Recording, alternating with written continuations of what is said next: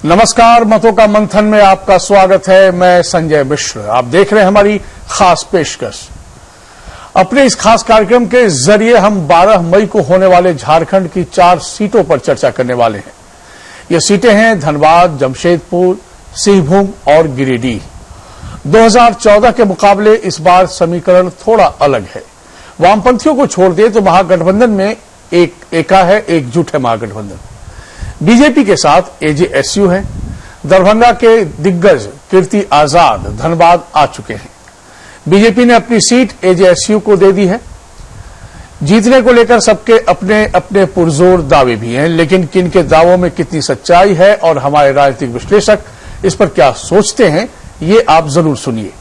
हम अपने सम्मानित मेहमानों से चर्चा करेंगे, लेकिन पहले बात करते हैं हाई प्रोफाइल सीट धनबाद की। धनबाद से इस बार कांग्रेस के उम्मीदवार कीर्ति आजाद किस्मत आजमा रहे हैं। पीएन सिंह बीजेपी से उम्मीदवार हैं। धनबाद लोकसभा सीट पर कांग्रेस और बीजेपी के बीच सीधा मुकाबला है। बीजेपी के पीएन सिंह 2 बार से यहां सांसद हैं। पीएन सिंह के सामने हैट्रिक लगाने की चुनौती है। इस सीट पर चुनाव दिलचस्प है क्योंकि कांग्रेस ने पूर्व क्रिकेटर कीर्ति झा आजाद को उम्मीदवार बनाया है। कीर्ति आजाद के उम्मीदवार बनाए जाने से सीट ये हाई प्रोफाइल हो गई है, क्योंकि हाल ही में बिहार के दरभंगा से सांसद रहे कीर्ति आजाद ने बीजेपी का दामन छोड़कर कांग्रेस का हाथ थाम लिया था। आजाद को उम्मीदवार बनाए जाने के बाद कई बार कांग्रेसी कार्यकर्ताओं में नाराजगी भी देखने को मिली। वहीं पीएन सिंह को लेकर वोटरों में नाराजगी है। कई इलाकों में लोगों ने कहा कि चुनाव जीतने के बाद पीएन सिंह कभी दर्शन नहीं देते। इस बार वोट मांगने आएंगे तो उनकी फोटो ले लेंगे ताकि पीएन सिंह को पहचान सकें। धनबाद सीट पर शहरी मतदाताओं का दबदबा है। करीब 62% शहरी मतदाता है और 38% ग्रामीण मतदाता। सीट के इतिहास पर नजर डालें तो कांग्रेस, बीजेपी, कम्युनिस्ट और निर्दलीय उम्मीदवार का भी यहां कब्जा रहा है। धनबाद सीट को आर्थिक रूप से पिछड़ा और औद्योगिक क्षेत्र के लिए जाना जाता है। ये क्षेत्र धनबाद और बोकारो जिले में फैला हुआ है, विस्तारित है। इसमें 6 विधानसभा सीटें आती हैं। दूसरी कॉन्स्टिट्यूएंसी है जहां चुनाव होने हैं, वो है गिरिडीह। गिरिडीह सीट पर इस बार मुख्य मुकाबला एजेएसयू और जेएमएम के बीच है। 5 बार से बीजेपी के सांसद रहे रविंद्र कुमार पांडे इस परिदृश्य से गायब है, क्योंकि यहां से आसू को टिकट मिला है। टिकट के दावेदारों की संख्या और आंतरिक कलह से बचने के लिए बीजेपी ने यह सीट अपने सहयोगी दल एजेएसयू को दे दी है। आसू ने सूबे के मंत्री चंद्रप्रकाश चौधरी पर अपना दांव खेला है। चंद्रप्रकाश चौधरी का मुकाबला महागठबंधन के उम्मीदवार जेएमएम के उम्मीदवार जगन्नाथ महतो से है। दोनों नेता जीत के लिए कोई कसर नहीं छोड़ रहे हैं। गिरिडीह लोकसभा सीट में 6 विधानसभा सीटें हैं। गिरिडीह लोकसभा सीट में गिरिडीह, बोकारो, धनबाद जिले के कुछ हिस्से शामिल किए गए हैं। इस क्षेत्र को कोयला और अबरख जैसे खनिज उत्पादन के लिए भी जाना जाता है। अगर इस सीट के इतिहास पर नजर डालें तो कांग्रेस और जेएमएम का यहां पर कब्जा रहा है।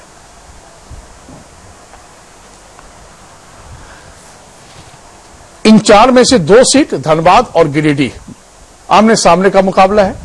धनबाद में बीजेपी कांग्रेस आमने सामने है। वहां पे एनडीए गठबंधन से आसू गिरिडीह में माफी चाहूंगा चंद्रप्रकाश चौधरी हैं और जगन्नाथ महतो जेएमएम से हैं।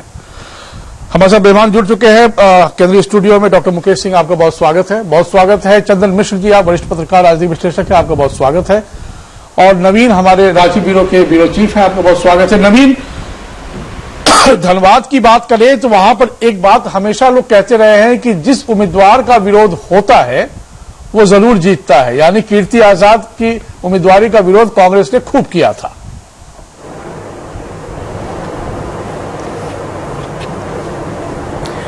जी देखिए, अगर 12 तारीख को चुनाव की बात करें तो 4 लोकसभा क्षेत्र में चुनाव होने हैं। चारों ही सीट बीजेपी के लिए काफी प्रतिष्ठा की सीट है, क्योंकि अभी जो है सीटिंग एमपी चारों के वो बीजेपी के हैं। तो बीजेपी के लिए अपनी साख बचानी है तो चारों सीटों पर कैसे जीत कायम की जाए वो उसके लिए जरूरी है। और यही कारण है कि तमाम जितने भी जो स्टार प्रचारक, चाहे वो केंद्र के हों या फिर राज्य के, तमाम लोगों ने वहां लगातार दौरे किए हैं और लगातार रोड शो किए हैं, लोगों को अपनी ओर आकर्षित करने की कोशिश की है। निश्चित रूप से आपने कहा कि जिसका ज्यादा विरोध होता है वो जीतता है, ऐसी बात नहीं है।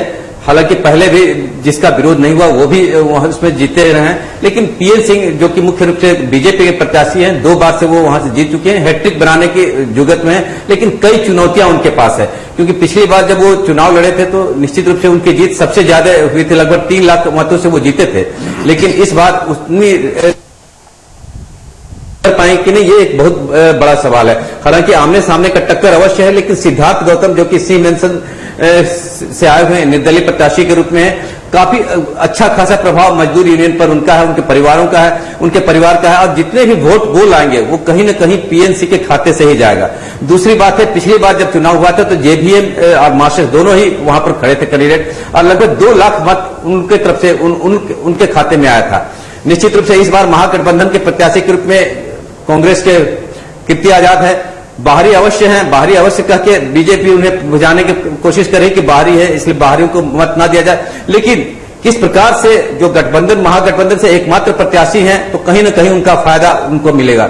लेकिन अब देखना यह है कि बाहरी जितने भी जो वोटर हैं वो अधिकांश वहां पर बाहरी 52% बाहरी हैं। उसके बाद अगर बात की जाए तो एसटी हैं, एससी हैं, राजपूत वोटर हैं, इसके अलावा जो साइलेंट वोटर हैं उन पर बीजेपी की ज्यादा नजर है, जो कैडर वोटर है उन पर ज्यादा नजर है, और इसके बाद मैजिक जो मोदी की जो मैजिक चल रही है, पहले या दूसरे राउंड में जो मोदी की मैजिक चली है उस पर इनका ज्यादा नजर है।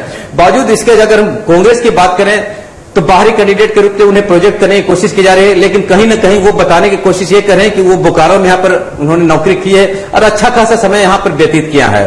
दूसरी बात यह है जिस प्रकार से कांग्रेस में भीतर घात की जो बात की जा रही है, क्योंकि जब से कीर्ति झा आजाद आए हैं काले झंडे कई स्थानों पर उन्हें दिखाने की कोशिश की गई है, उनका विरोध रहा है।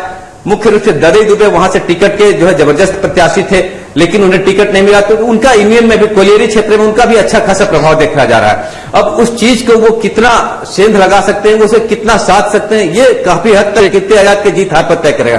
लेकिन कुल मिलाकर कहा जाए तो धनबाद की जो सीट है काफी रोमांचक जो है मुकाबले देखने को मिलेंगे, क्योंकि मुकाबला दुश्मनी अवश्य है, आमने सामने की लड़ाई अवश्य है, लेकिन कहीं न कहीं सी मेंशन के आ जाने से, सामने आ जाने से उसका भी प्रभाव देखने को मिल रहा है, और कहीं न कहीं महागठबंधन से एकमात्र प्रत्याशी हो जाने से उसका भी प्रभाव देखने को मिला। तो इस बार पिछली बार की तरह पीएन सिंह के लिए रास्ता आसान नहीं है, यह बात निश्चित सा है। चंदन जी, क्या मुगल सम्राटों का वो इलाका रहा है गिरिडीह इतिहास में? 5 बार बीजेपी के रविंद्र कुमार पांडे यहां से 5ही बार चुनाव जीते थे, इस बार वो उम्मीदवार नहीं है।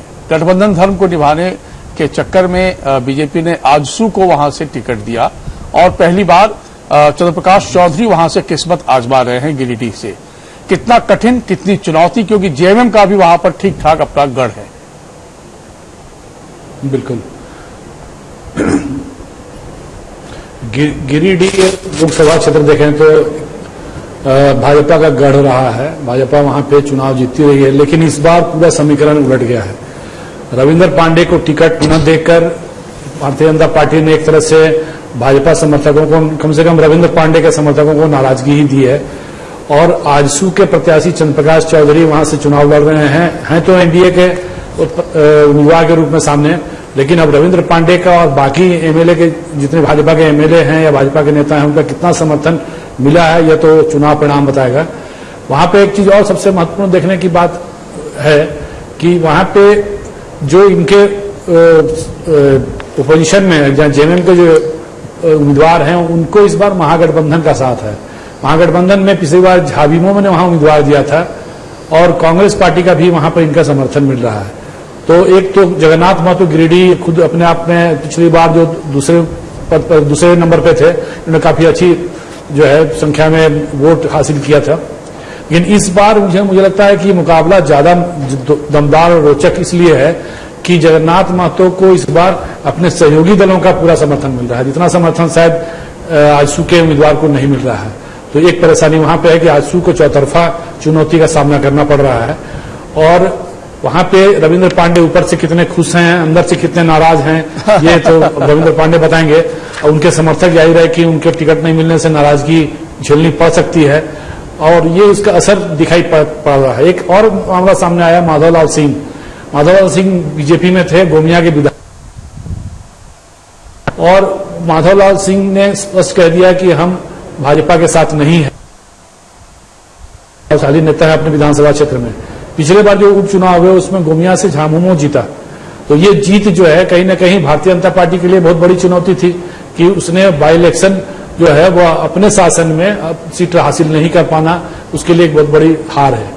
तो ये सारे समीकरण आप देखेंगे तो मुझे लगता है कि वहां आजसू के लिए या एनडीए के लिए बहुत आसान राह नहीं है। आसान राह नहीं है, बिल्कुल। कितना एडवांटेज ले पाते हैं खैर ये तो अब 23 तारीख को ही पता चलेगा, और पता चलेगा कौन किस खाते में गया और कौन किसके खाते से बाहर निकला। तो मुकेश जी, यदि हम धनबाद की बात करें और गिरिडीह की बात करें, मुकाबला तो हालांकि आमने सामने का है, दोनों गठबंधन के समर्थक एक दूसरे के खिलाफ खड़े हैं और फिर मतलब एकजुट है गठबंधन अपने आप में। बिहार जैसी तस्वीर नहीं है, हालांकि लेफ्ट वहां भी अलग है, लेकिन फिर भी बहुत सारा फर्क नहीं पड़ता है। लेकिन धनबाद को कीर्ति आजाद किस रूप से भुला पाने में सक्षम होंगे, एक बड़ी चुनौती उनके लिए भी है। हालांकि कांग्रेस के समर्थकों ने शुरू में तो बहुत विरोध किया था, काले झंडे भी दिखाए थे, और इधर पीएन सिंह को भी लेकर ये जरूर रहा है कि वो चुने जाने के बाद उनका दर्शन थोड़ा दुर्लभ होता है। तो बिल्कुल संजय जी, सबसे महत्वपूर्ण तो यह है कि झारखंड में जो वहां के स्थानीय पार्टियां हैं, जो रीजनल पार्टियां हैं, उनकी बड़ी ताकत है। जमीन पे वो बड़ी मजबूती के साथ खड़े हैं और उनके कार्यकर्ता, उनके वॉलंटियर्स जो हैं वो गांवों तक उपलब्ध हैं। तो सबसे मजबूती की तो चीज ये दिखाई पड़ रही है कि महागठबंधन को जो कांग्रेस है, कांग्रेस पुरानी पार्टी है, नेशनल पार्टी है, लेकिन जो मजबूती कार्यकर्ता के स्तर पे रीजनल पार्टीज को है, जेएमएम एंड जेवीएम को है, उसका तो सीधा सीधा प्रभाव जो है, मजबूती का प्रभाव, उनके कार्यकर्ता का प्रभाव दोनों चुनावों में दिखाई पड़ेगा। एक महत्वपूर्ण बात यह भी है कि विकास का मुद्दा वहां गौन है। ये कोयला नगरी है, ये देश की का कोयला कैपिटल कहा जाता है, कोल कैपिटल कहा जाता है। ये विकास की जननी है और इसके संदर्भ में कोई बड़ी चर्चा कभी नहीं हुई है। 2000 बनने के बाद कभी चर्चा नहीं हुई है। सबसे दूसरी बड़ी चीज आप देख रहे हैं कि विकास वहां मुद्दा नहीं है, और तृतीय जात का आना और उनको लाना तो एक स्थानीय स्तर पे कहीं न कहीं गठबंधन के लिए एक अभी भी चुनौती के रूप में बना हुआ है। स्थानीय लोग इस बात को समझते हैं, विकास की ललक सभी को है, और बाहर के प्रत्याशी को आने की, जिसकी चर्चा नवीन जी कर रहे थे कि हृदय दुबे इज ए फैक्टर। हृदय दुबे का जिस ढंग से श्रमिक संगठन में उनका प्रभाव है, तो जो डैमेज होगा तो उसको किस ढंग से कंट्रोल करेंगे, और वो सीट वो पहले से जीतते आ रहे हैं। पुराने कांग्रेसी नेता हैं, कर्मठ नेता है, श्रमिक नेता के रूप में जाने जाते हैं, उस इलाके में उनकी बड़ी पकड़ है। तो वो फैक्टर कितना घात करेगा महागठबंधन को। दूसरी तरफ सिद्धार्थ गौतम का आना जो है वो बीजेपी को, एनडीए को घात करेगा और वो उनको चोट पहुंचाएगा, डेंट करके वोट को डेंट करेगा।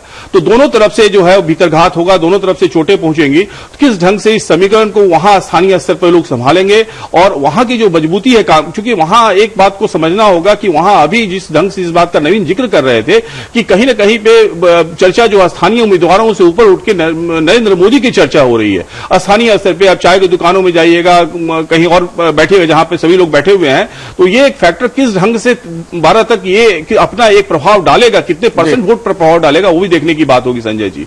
दूसरी तरफ जब आप गिरिडीह आते हैं तो गिरिडीह तो में और कुछ चीजें आपको नजर आएंगी। गिरिडीह जो है वो नक्सल का सबसे महत्वपूर्ण स्थान अभी भी है। तो नक्सल प्रभावित क्षेत्र होने के बाद कोयला नगरी के बाद दूसरी सबसे बड़ी कोयला नगरी जो है वो गिरिडीह ही है, और यहां अबरक का जिस ढंग से आपने जिक्र किया, इसके साथ साथ एक और व्यक्ति की प्रतिष्ठा का प्रश्न है यह गिरिडीह। यहां बाबूलाल मरांडी का एक गृह जिला है, तो बाबूलाल मरांडी की प्रतिष्ठा भी दांव पे लगी हुई है, और जेएमएम का कार्य क्षेत्र रहा है, तो गुरुजी और शिबू सोरेन की भी प्रतिष्ठा दांव पे लगी हुई है, और जगन्नाथ महतो खुद वहां के रहने वाले हैं, विधायक रहे हैं, वहां उनकी अपनी पहचान है, स्थानीय नेता है, जुझारू नेता है। तो कुल मिलाकर गिरिडीह की स्थिति, इसमें एक बड़ा महत्वपूर्ण फैसला लिया है रविंद्र पांडे को हटाने का। वहां महतो वोट बहुत साइजेबल है, बहुत बड़ी संख्या में महतो वोट है, जो बीजेपी को, अगर जगन्नाथ महतो आते तो बीजेपी को नहीं मिलता, और आंसू को देने का मतलब ही है कि वो आंसू की पहचान ही महतो वोट के साथ में है। तो इसलिए बहुत ही महत्वपूर्ण होगा कि किस ढंग से चंद्र प्रकाश चौधरी महतो वोट को लेते हैं, और नए समीकरण को उन्होंने वहां पहचान दी है, और 12 को चुनाव के बाद बिल्कुल। नवीन, आप कुछ कहना चाह रहे थे, कुछ जोड़ना चाह रहे थे के बारे में मैं कहना चाह रहा था कि देखिए, इसके पहले तमाम जितने भी जो लोकसभा के चुनाव हुए थे, भाजपा ने अकेले दम पर चुनाव लड़ा था, लेकिन ऐसा पहली बार है कि किसी पार्टी के साथ लोकसभा में अलायंस किया है, और सीट शेयरिंग में एक सीट उन्होंने आजसू को दिया है। तो वो सीट जो है बीजेपी के लिए प्रतिष्ठा का सवाल तो है, आजसू के लिए ज्यादा प्रतिष्ठा का सवाल है, क्योंकि आजसू भले ही अभी बीजेपी के साथ अलायंस में थी विधानसभा के चुनाव में, लेकिन विधानसभा के चुनाव के बाद में, लेकिन जो स्थिति आजसू के यहां पर बनी हुई है, अपनी प्रतिष्ठा को कैसे बनाए रखा जाए, अपनी गरिमा को कैसे बनाए रखा जाए, और आने वाले समय में क्या एक ऑक्सीजन की तरह गिरिडीह चुनाव उसके लिए काम करेगा। और दो युवा जो राजनेता है, मुख्य रूप से राज्य के सुदेश महतो और हेमंत सोरेन, दोनों के लिए यह एक बहुत बड़े प्रश्न का सवाल है, क्योंकि शिबू सोरेन की अगर बात करें तो उनका कर्म क्षेत्र रहा है, टुंडी उनका कर्म क्षेत्र रहा है, और 15 वर्ष पहले 2004 में यहां से टेकलाल महतो अंतिम बार यहां से जेएमएम के टिकट पर चुनाव जीते थे। लेकिन इस बार टेकलाल महतो के बेटे जो जेपी पटेल हैं, जो टिकट के दावेदारी थे, उनका था जेएमएम की तरफ से टिकट नहीं मिलने की वजह से अब वो एनडीए के साथ घूम रहे हैं। तो कहीं ना कहीं जिस प्रकार से महतो वोट का पोलराइजेशन होगा, कितना महतो वोट इनको मिलता है, वो एक काफी महत्व रखता है। तो महतो ही तो आमने सामने है, तो जाहिर सी बात है बटेगा ही वोट, और उसमें बहुत डिसाइसिव वोटर्स हैं वहां पर। सोरेन परिवार ने ठगा नहीं। लेकिन हम आपको फिर रुक करेंगे कुछ और कॉन्स्टिट्यूएंसी को भी जानने, जहां दो और कॉन्स्टिट्यूएंसी है, जहां 12 मई को चुनाव होने हैं। टाटा नगर के नाम से मशहूर जमशेदपुर में भी सीधा मुकाबला बीजेपी और जेएमएम के बीच है। यहां से बीजेपी के विद्युत वरण महतो सांसद हैं, और इस बार भी बीजेपी ने उनके नाम पर दांव खेला है। 2014 में विद्युत वरण महतो 1 लाख से अधिक मतों से जीते थे, वहीं जेएमएम ने चंपई सोरेन को अपना उम्मीदवार बनाया है। 2009 में यहां से बीजेपी के अर्जुन मुंडा जीते थे, लेकिन 2011 के उपचुनाव में जेवीएम के अजय कुमार जीते। हालांकि सीट के इतिहास पर नजर डालें तो 2004 से 2009 तक जेएमएम का कब्जा रहा। 2004 से पहले भी बीजेपी और जेएमएम के बीच टक्कर रही।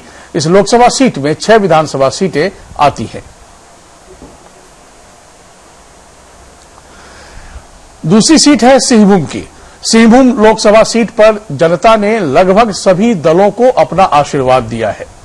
यहां 9 प्रत्याशी भाग्य आजमा रहे हैं। सीधा मुकाबला बीजेपी और कांग्रेस के बीच है।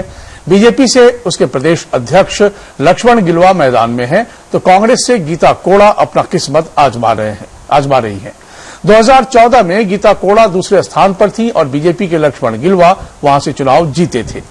गिलुआ यहां 1999 में भी बीजेपी से जीत चुके हैं। गीता कोड़ा के पति मधु कोड़ा बतौर निर्दलीय प्रत्याशी 2009 में यहां से जीत चुके हैं। राजनीतिक समीकरणों के अलावा सिंहभूम को लेकर हैरान करने वाली और चिंता की बात यह है कि हार्वर्ड यूनिवर्सिटी ने बच्चों के जीवन के लिहाज से इसे सबसे खराब लोकसभा क्षेत्र बताया है। गौर करिएगा, यहां 83.9%, 83.9% बच्चों में खून की कमी है। सभी सीटों में सबसे ज्यादा 66.9% बच्चों का वजन सामान्य से कम है। यह देश में सर्वाधिक है। यहां हार्वर्ड विश्वविद्यालय और टाटा ट्रस्ट के देश की विभिन्न लोकसभा सीटों के बच्चों में बौनेपन, कमजोरी, एनीमिया के हालात पर किए गए अध्ययन से सिंहभूम को सबसे निचले पायदान पर रखा गया। यह दर्शाता है कि इस जनजातीय सीट पर चुने गए नेताओं ने अपने वायदे पूरे नहीं किए है वहां के समाज के लिए। लेकिन इस वक्त चुनाव का मामला है तो आमने सामने का मुकाबला है, तो किस तरीके से देखा जाए? बिल्कुल संजय जी, बहुत दुखद है। और आप अगर झारखंड को देखेंगे तो झारखंड में जहां विकास सबसे महत्वपूर्ण मुद्दा होना चाहिए था इस चुनाव में भी और पूर्व के चुनाव में भी, तो वो मुद्दा नहीं है। वहां भ्रष्टाचार एक बड़ा मुद्दा होना चाहिए था, वो मुद्दा नहीं है। वहां जो सोशल डिलीवरी सिस्टम है, वेलफेयर का जो नोशन होना चाहिए, जो आम लोगों तक पहुंचना चाहिए, वो मुद्दा होना चाहिए, तो मुद्दा नहीं है। और आपने देखा कि एनीमिया के केस को लेकर कि किस ढंग से कितना दुखद और त्रासदीपूर्ण अभी जो फिगर्स आए हैं, वो जो संख्या आई, आंकड़े आए हैं, वो कितने चौंकाने वाले हैं। तो ये सारे मुद्दे जो हैं अभी गौन हैं। वहां जो है जातिगत समीकरण जो है महत्वपूर्ण रूप से एक वहां और पार्टियों की का अंदरूनी जो उनकी ताकत और अंदरूनी कमजोरी है वो दिखाई पड़ रही है। अगर आप सिंहभूम को लेंगे तो सिंहभूम में लक्ष्मण गिलुआ जो है और गीता कोड़ा दोनों हो जाति से हैं, आदिवासी जनजाति से हैं, और दोनों अगर आप सिंहभूम को लेंगे तो लगभग 60 से 65% आबादी हो की है, तो वो बहुत महत्वपूर्ण होगी। वहां उनके पति मधु कोड़ा जो है पूर्व मुख्यमंत्री रह चुके हैं, सजा याफ्ता भी हैं, बहुत सारी चीजों के साथ जुड़ी हुई है, उन्होंने कई सारी चीजें नहीं की हैं, लेकिन एक चीज वहां है कि उनकी अभी जनजाति पे पकड़ है और गीता कोड़ा को इसका लाभ वहां दिखाई पड़ रहा है। गीता कोड़ा व्यक्तिगत रूप से बहुत मिलनसार हैं और लक्ष्मण गिलुआ जो है वो सांसद रह चुके हैं, उनके पीछे बीजेपी की पूरी ताकत है। वहां पे जो बीजेपी के दूसरे स्वयंसेवी संगठन होते हैं जो काम करते हैं, वो उनका कार्य क्षेत्र भी रहा है। तो यह वो इलाका है संजय जी जहां जो सोने की भूमि है, वहां यूरेनियम पाया जाता है, वहां सोना पाया जाता है, वायनु का इलाका है और स्वर्ण रेखा बहती है। तो सब कुछ होते हुए भी जो विकास की का चित्रण अभी आपने देखा, ये बड़ा त्रासदीपूर्ण है। कम से कम इस बार अगर सूचकांक में आप सबसे फिसड्डी हैं वहां पर, और आपका सामाजिक ताना बाना में जो तस्वीर निकल के आती है वो वाकई दुखद है। ये मैं जिक्र कराया तो जो भी चुनाव जीते वहां से कम विकास की धारा वहां बहे, ये हम लोगों की कामना भी है, प्रार्थना भी है। बहरहाल चंदन जी, ये दो सौम्य चेहरा आमने सामने है सिंहभूम में, लेकिन जमशेदपुर आते हैं तो मुकाबला ज्यादा टफ इसलिए नजर आता है क्योंकि वहां पर भी दो बराबर का ही मुकाबला नजर आ रहा है। गुरु और शिष्य के बीच मुकाबला है जमशेदपुर में, क्या कहेंगे? सही कहा है कि यहाँ पे सिंहभूम में दो सौम्य चेहरा है और जमशेदपुर में गुरु शिष्य है सामने। देखिए, सबसे अभी महत्वपूर्ण बात यह है कि पूरा का पूरा कोल्हान क्षेत्र झारखंड मुक्ति मोर्चा का प्रभावशाली क्षेत्र रहा है। इसने 2014 के चुनाव में विधानसभा जो चुनाव हुए थे उसमें झारखंड मुक्ति मोर्चा ने भारतीय जनता पार्टी के आवेग को, जिसको कहते हैं हवा को रोकने की कोशिश की और वो सफल भी रहा। आज देखिए तो सिंहभूम में जितने विधानसभा क्षेत्र हैं उसमें एक छोड़ दें आप तो सारे विधानसभा क्षेत्र झामुमो के कब्जे पे है। एक गीता कोड़ा जहां से जीती हैं उनको छोड़ दीजिए तो बाकी जगह झामुमो का कब्जा है। उसी तरह जमशेदपुर में देखें तो पूर्वी और पश्चिमी जमशेदपुर और पोटका ये बीजेपी के पास है, तो जेएमएम के पास 2 सीटें वहां पर बहरागढ़ और घाटशिला, 1 सीट जुगसलाई आजसू के पास है। लेकिन सबसे मजेदार यह है कि जमशेदपुर में इस बार आदिवासी किसी प्रत्याशी को लाके झारखंड मुक्ति मोर्चा ने बड़ा दांव खेला है। चाहते तो वहां महत्व प्रत्याशी भी दे सकते थे, वहां सारंगी की बात चल रही थी, लेकिन चंपई सोरेन चूंकि संताल आदिवासी हैं और संताल की बहुत बड़ी आबादी जमशेदपुर के ग्रामीण अंचल में है, इसलिए ये बहुत बड़ा दांव है। और इस बार महतो वोट के अलावा संताल वोट पर भी किसका सबसे अधिक कब्जा होता है, एक सामाजिक समीकरण, एक जातीय समीकरण जो है उस इलाके में काफी अहम बात सामने दिखाई देगा कि कैसे इन सीटों, इन वोटों पर किस दल का कितना प्रभाव रहा।